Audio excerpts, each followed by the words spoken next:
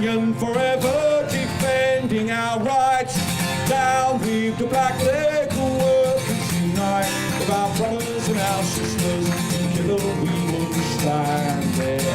Power in a union. 71 cents from the center. On February 20th, 1991, 3,200 clerical workers at the University of Minnesota cast an historic vote, electing AFSCME, the American Federation of State, County, and Municipal Employees, to represent them in collective bargaining.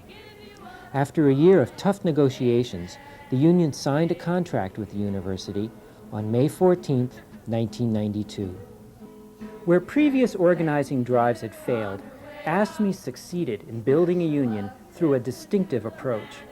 They focused first on building a community among workers, rather than organizing simply to win an election. Almost no literature was used. Instead, organizers met one-on-one with employees. And the focus was not on specific issues. The union was presented as a voice for workers to empower themselves.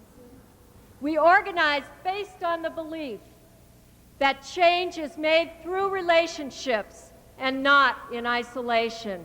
And we are here today, university-wide, from Duluth, from 1919, from St. Paul, from the West Bank.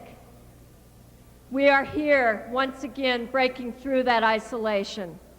We are here today to make sure that important and even seemingly small decisions are not made in isolation.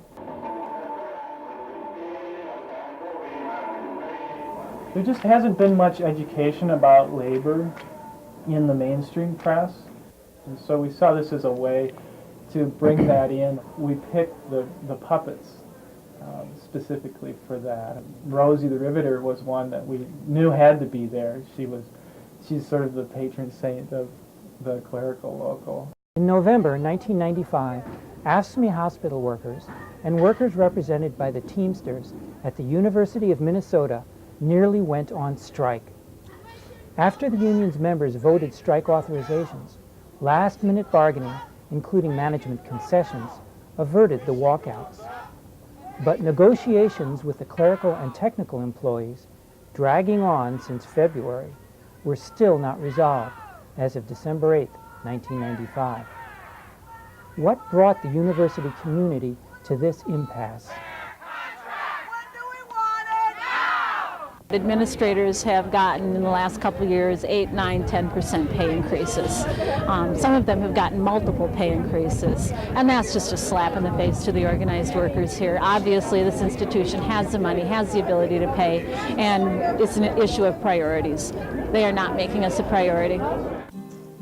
Don't give up the fight. Administration, they tell me what a day's labor is worth. But I know they don't know we can move heaven and earth. Every 2 years we carry on this fight from square one, and it always happens to be a major battle. We feel each time that we have to wrestle with all the issues. We have to rally our forces. We have to get out here and show our strength in order to make our point. Of course, we get very tired with having to conduct ourselves in this way and having to always put ourselves in the faces of management and administration. But we are willing to do it because we feel it's very important. Stand up for your rights. I myself had to take on 2 additional jobs to make ends meet. It's time you paid attention. Thank you. Sisters and brothers, greetings and solidarity from AFSCME Local 3800.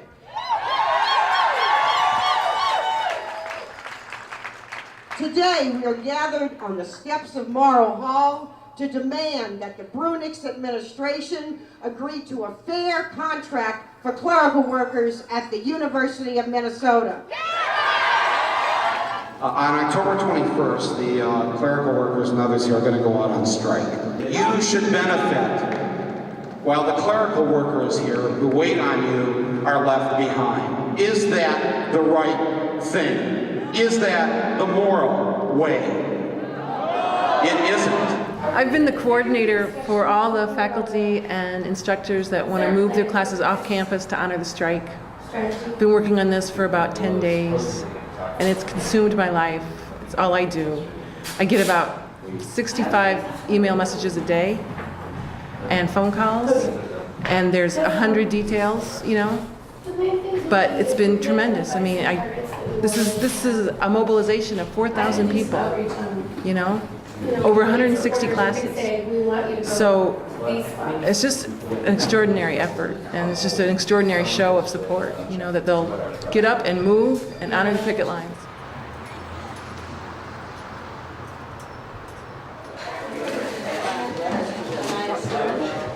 My name is Peter. Headquarters. Oh, wait. Is White Taurus. No, you might need to go to council. Oh, hold on. Is it a stick shift? That is. What are you guys doing? You were so good. I'm laying out a flyer to hand out to students. It's right. Yesterday I spent a lot of time picketing, attended some rallies, handed out some flyers we made telling students how they could support the picket line.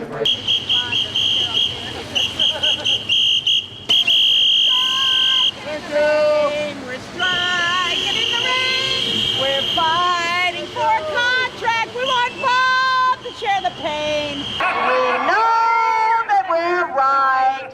We're determined to fight. We're striking, striking in the rain.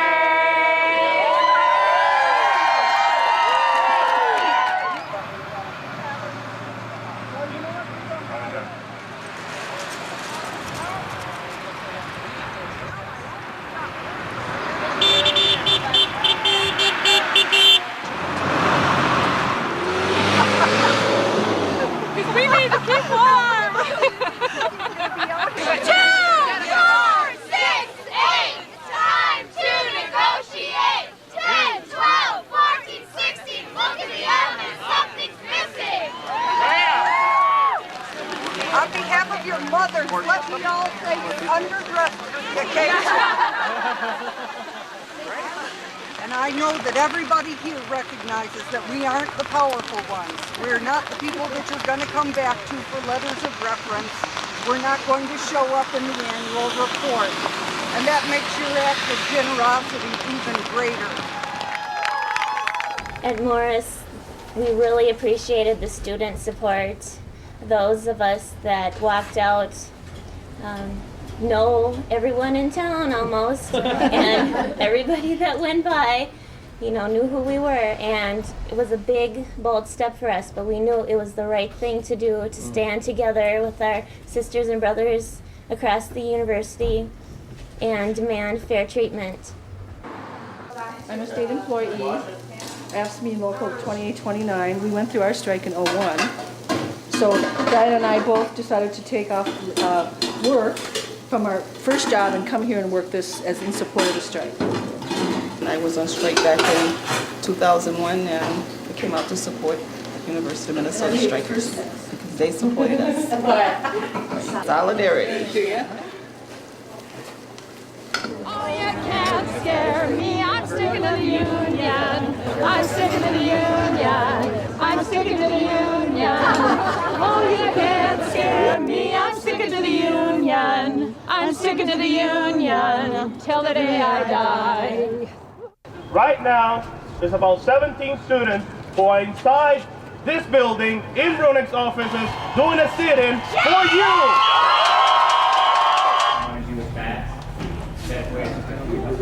I was here cheering them on, and it was fabulous. It was very emotional, very overwhelming, because they were fighting for us, you know? We couldn't do it without the students.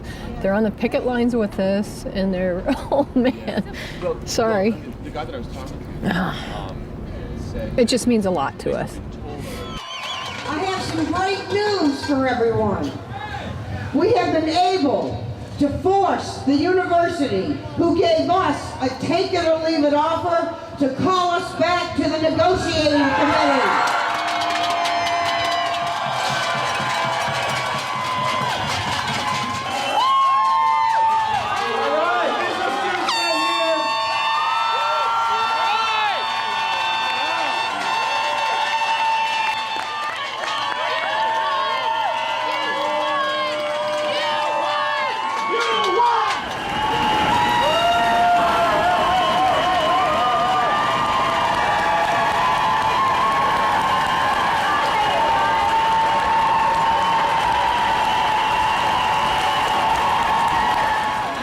I can't think of any place I'd rather be. I have an announcement to make about the negotiating committee. Yes, they are all in the same clothes they were in yesterday. The last thing we have to vote on is accept this final offer and recommend it as a tentative agreement to the members. Everybody who wants that, stand up. Okay. Okay, thank you, thank you, thank you. Okay, so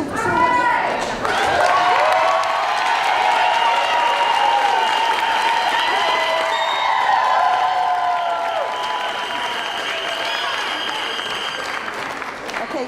One question. When is the party? Now you speak in my language. After 15 days on the picket lines and 2 all-night sessions at the negotiating table, we have arrived at a tentative agreement with the University of Minnesota. We have won concrete gains for our workers, and we have won the respect of everyone on this campus. That's right. Sisters and brothers, our union has made us strong. That's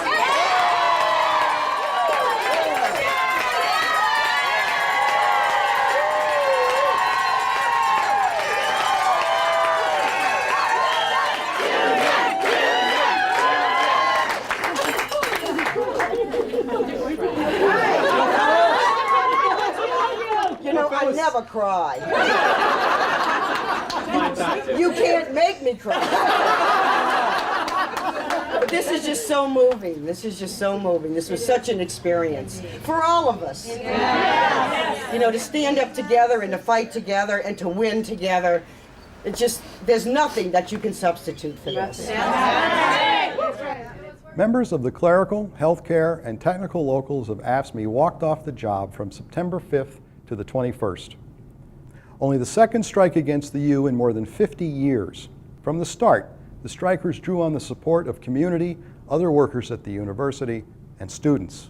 Our intention today as students was to go into the Regents meeting and ask them if the strike could be settled today, if the workers could get fair wages today. Fair contract now! Fair contract now! Fair contract now! Fair contract now! Fair contract now! Fair contract now! I'd like to thank the police for protecting us from the Board of Regents.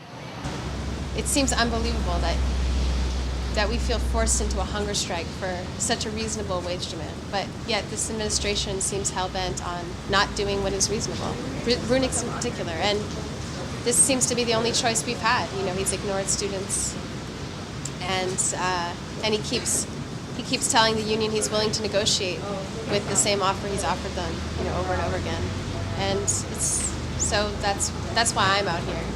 And if we allow them to bust this union, it will have statewide, national-wide impact, not to mention the people who make education possible at this very university. So, I mean, you're talking, this is a lot of people who want to see this as an isolated issue, and that the university said it's unfortunate that students would choose to lay their bodies on the line or put their health in jeopardy over a labor dispute. But this is so much larger than a labor dispute, and every worker on the line knows it, which is why they're there. I said to a friend, I was just innocently sitting at my desk doing my work, and all of a sudden, you know, the union reached up and grabbed me, and suddenly put me down in a different world. It feels like the world has changed for me radically in the last 2.5 weeks, and I don't expect that it's going to go back to the way it was before. I feel a much stronger connection with my coworkers. I feel like I've met people from all over the university, and it's been wonderful. It's brought us really close, and I think the union's much stronger now than it was before. Unity and solidarity.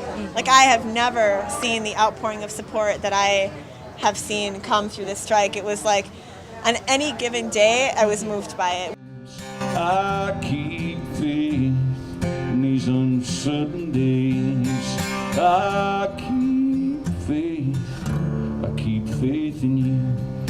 yes I do, I keep faith in every single one of you.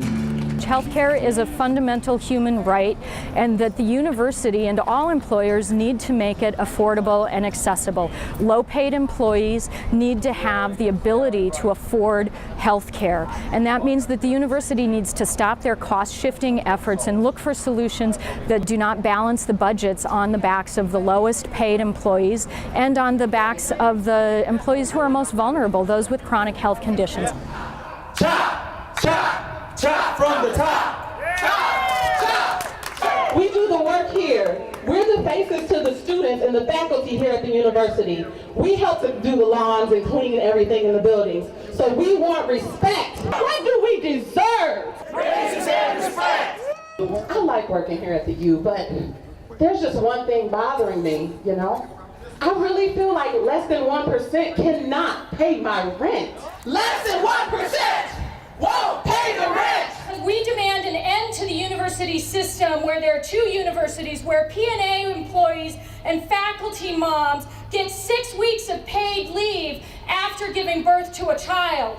But unionized and civil service workers only get 2 weeks of paid leave. We are here today to demand an end to a system where there are nearly 500 unionized workers at the U, the vast majority of whom are women and people of color who make less than $15 an hour, and that's got an end. Worker! Power! Worker! Power! Worker! Power! Worker! Power!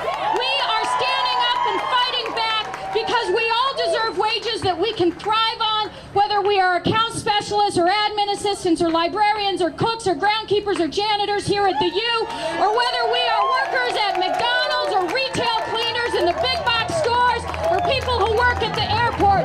We are standing up and fighting back because we all deserve living wages. We are standing up and fighting back because we know that being in a union gives us a voice, it gives us more power, and it gives us better wages.